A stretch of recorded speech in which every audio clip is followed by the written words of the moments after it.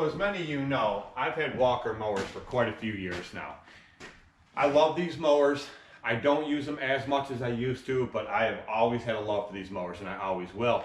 And as many people have called me over the past, I've been the Walker guy because I put out so much content pertaining to Walker mowers over the years, completely non-sponsored. And I've just gone over everything from tons and tons of video footage of mowing with them, what they can, what they can't do, maintenance repairs on them, just everything you could possibly imagine. But as much to the credit of that, I owe all the credit to Brian Shane from Top Notch. He is the one that originally got me into Walker mowers. He is the original Walker guy. He was mowing with Walker mowers on YouTube when nobody knew what a Walker mower was. He put, as far as social media goes and putting it out there, Brian put Walker mowers on the map.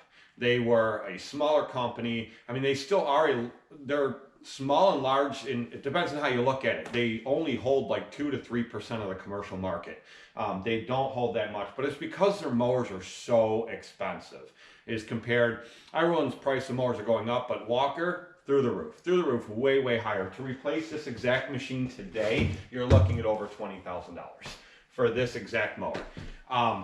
This is an older one, but I've had it for years. It was my very first Walker. Y'all know that we had the Walker B for a long period of time. That was Billy's mower, his favorite mower, phenomenal machine. We traded it for an X-Mark, which I then got rid of the X-Mark. Should have never gotten rid of either one. Walker B, another one, could be in our future. I did talk to Walker guys down at GIE, and they said that they would send B23i to my dealer with 2 new decks that come out with so that I could demo them. Never heard another thing from them. Moving on from that, I did get a call a short time ago from my dealer. Missed his call, got so busy, never called him back. But he called me and said that Walker rep dropped off 2 B23Is there that I had ordered. I, in fact, never ordered any mowers. I agreed to demo their decks with the new 23i to see if I liked them, and I would make a decision based off of that. None of that was accurate at all. I never ordered any mowers. So that's another matter. But we haven't used this mower much in the last couple of years. What we did is, it's always been our go-to for leaf cleanups, and we've always used it for that. Not so much in the spring. We used to bag everything, all season long. We got away from that a couple of years ago. It just doesn't fit our business model anymore. However, there are some properties that I have. The All Apartment Complex just renewed their contracts, and they way over fertilized. So the fronts of all the buildings were double cutting, triple cutting.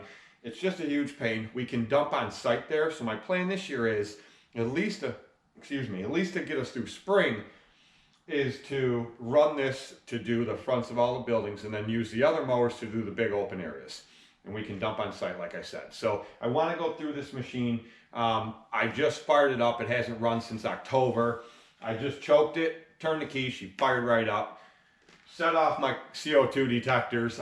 She was cold, puffing some smoke, ran great, drove right up here, pulled the throttle back, let it sit there and idled fine. This thing has been a beast since the day I got it. And I owe all that to Jim Payne from Middleport Tractor in Middleport, New York, who is my Walker dealer. This was an EFI, and he ripped the engine out and put a 23.5 horse Kohler in there. Before I bought it, the thing has been flawless ever since. But we have this 48 collection deck, we have a 56-inch side discharge deck, and we have a 42-inch mulch deck, which came with another mower. I ended up never completed that project, sold that to Brandon from Burns Lawn Care. He drove all the way here, I believe, from New Jersey, if I'm remembering that correctly. If I'm not, Brandon, please don't kill me. But there's a video on that from last winter, if you go back and check that out, where him and his wife and his kids came in town. Beautiful family. They came into town and they bought the mower from me.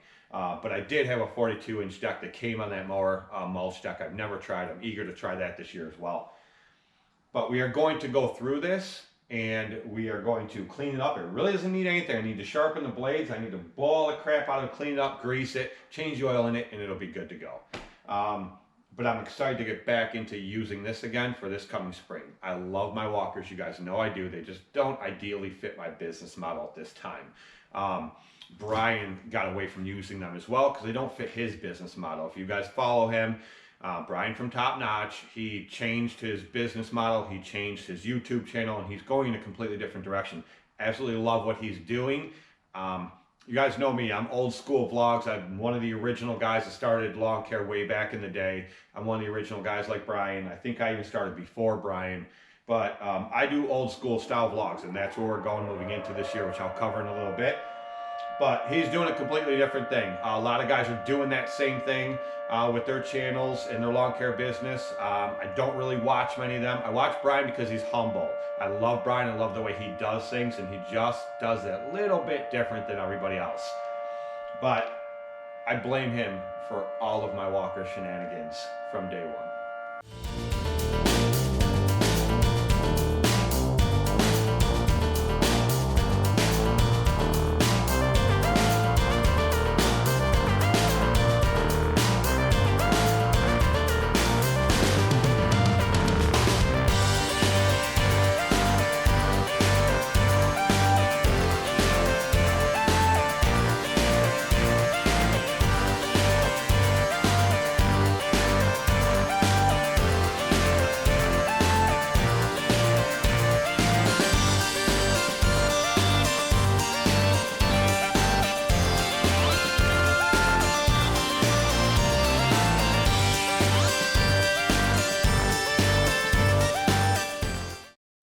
I thought the hopper was full. I went to lift it up, it felt heavy.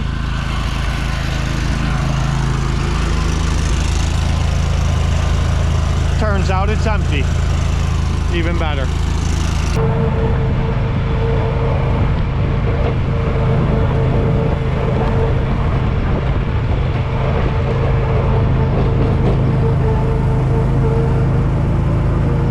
I figure outside is as good a place as any to blow this off and get all the crap out. That way it's not all over the inside of my shop. So, good thing I have like 150 foot of airline. Let's do that. It's nice to have a big shop, but when you have a building that's 98 foot in length, you gotta have a lot of airline. You gotta have a big hose. Yeah.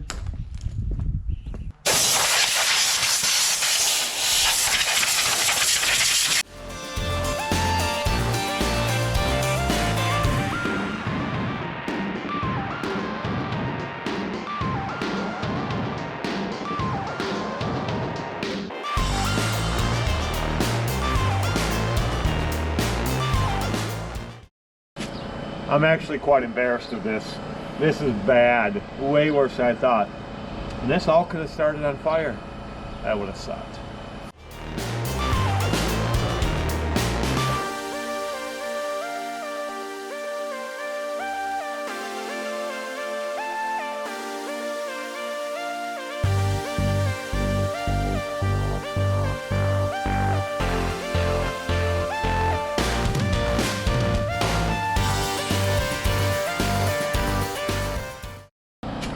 Much better.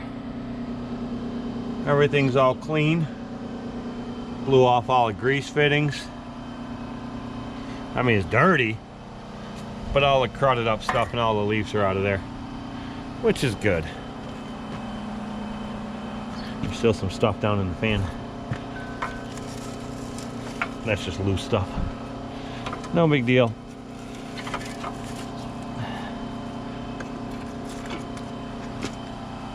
Good to go. So for any of you that don't know, to flip up a walker deck, it's just these levers here that are red when they're clean. Flip them up, pull them out. That's it. There's one on each side. You flip them up, pull them out, and then there's this here that hooks on to this right here. Spring loaded, and it holds your deck up.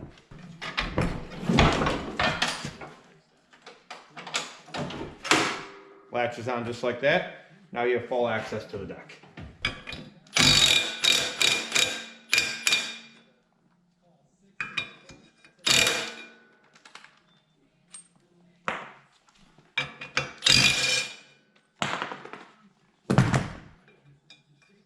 Standard 15/16, like most mowers, like all the other ones, the Skag, the Right, everything else. And you have to remember which way they go on. So the blades go on, the cutting edge is right here. So it goes this way, this one goes this way. So they turn like this. And they constantly throw everything right through here, which goes through the plastic chute to the blower that was under the seat and right up into the oscillator that's in the hopper, which goes back and forth like that and stacks the grass in there. When you open the back door, it looks like a bale of hay or a bale of straw. It's packed in super tight. And that's how the rotation on this deck works. There's a standard rotation, there's a reverse rotation.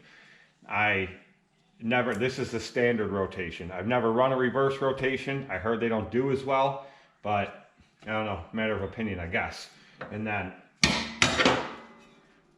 the blade bolts to this little cup. Those are shear bolts. So if you hit something, those are designed to snap off, which lets the blade flop in there so you don't destroy the gearboxes. And there's also shear pin in the drive shaft. Some newer styles are different, but there's shear pins in the drive shaft to snap off too, so you don't destroy gearboxes. I usually have the Versamo kit on here, which is the X blades. Works 10 times better. I believe it was Billy that hit something with it in the fall, smashed the deck in a little bit. We had to fix that, and then they started clinking after that. I took them off. We ran it like this for the rest of the time. I prefer to run with those on there over anything else, even in the spring, because it chops everything up so much finer and you can get so much more into the hopper. But I believe it does cut better and cleaner with just the stock blades on there. So we're not going to put the Versamo back on here, not until fall. And so I'm going to sharpen these up and we're going to put these back on. These blades are still in really good shape. They just need to be sharpened.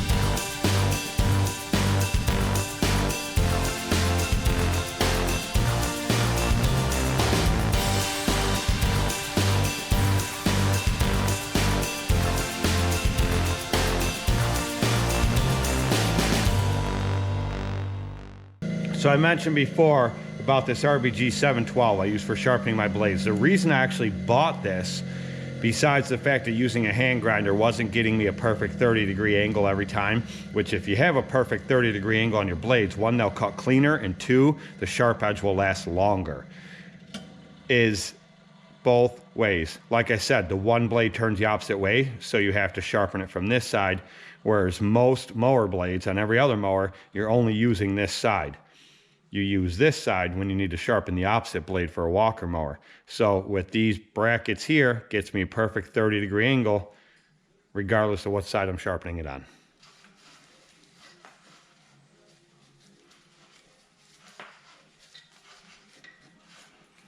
These are vent holes that go straight down through on both sides. Sometimes they're a pain in the butt because when you go past flower beds, it'll blow some stuff out into the flower beds. I do not like that. They usually clog up pretty quick. They're designed for airflow to help the deck cut the best that it can. I find there's not really much of a difference at all whether they're packed in or not. So I let them just pack in with wet grass. They fill in pretty quick. Doesn't take long to pack them in.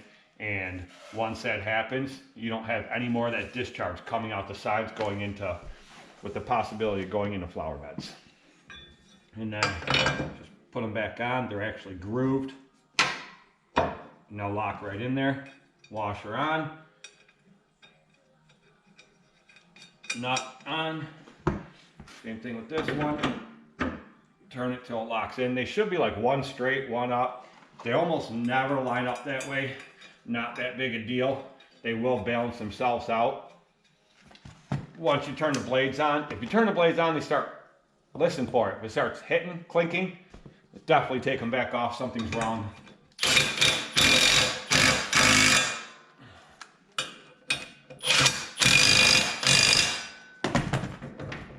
They're locked in.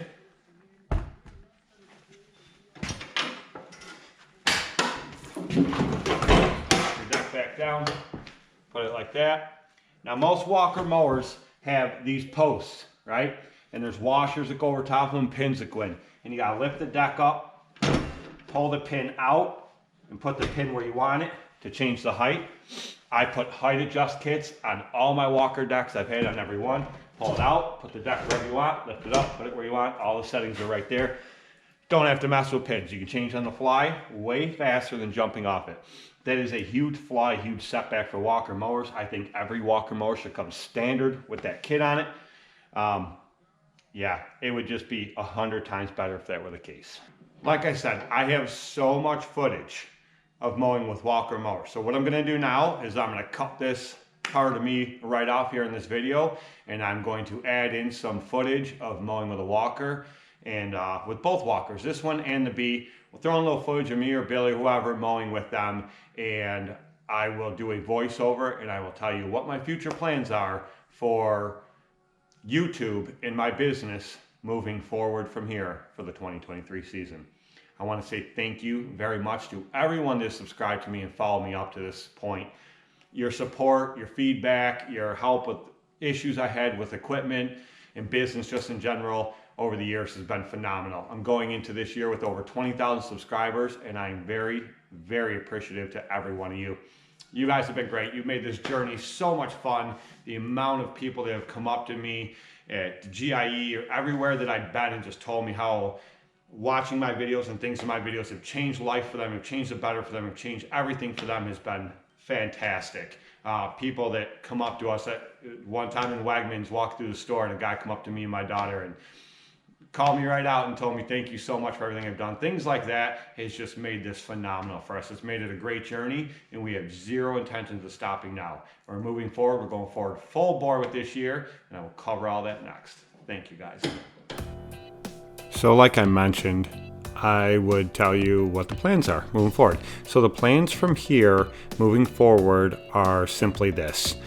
I am going to attempt to put up three videos a week, Monday, Wednesday, Friday. I'm going to pre-record them all. They will probably all be a day. They'll go up a day after the day I actually record them for the most part. Some might actually be that day. It just depends on time schedule, but we get insanely busy. Last year was all over the board. I put up quite a few videos, and then I didn't put any up for a month or something, and then I put up a bunch, and then back and forth. I want to be more consistent this year. It's how my channel started to grow in the past, was I was much more consistent.